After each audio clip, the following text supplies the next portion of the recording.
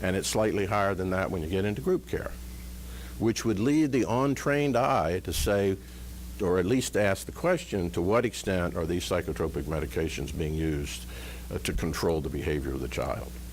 The other point I really want to make is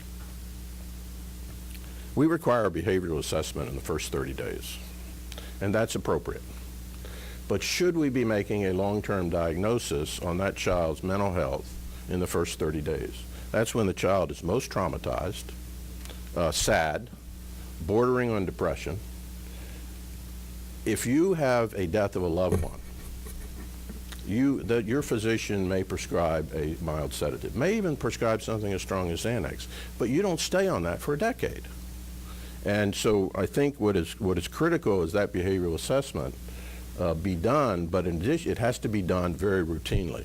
One of the recommendations of Florida's Children First is that be a much more routine observation.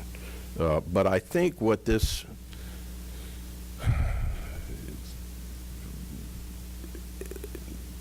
death of Gabriel Myers was a huge tragedy in this child's life.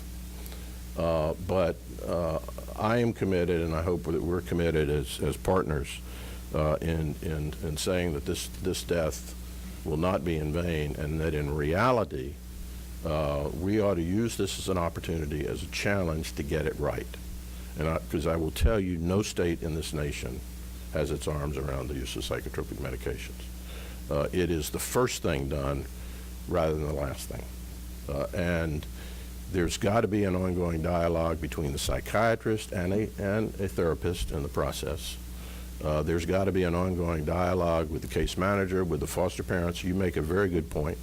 Foster parents do have a responsibility, and I think to some extent that we're doing a retention and recruitment program in several regions in Florida in terms of, but we've got to say to the foster parent, they've got to come into the system knowing what their responsibilities are.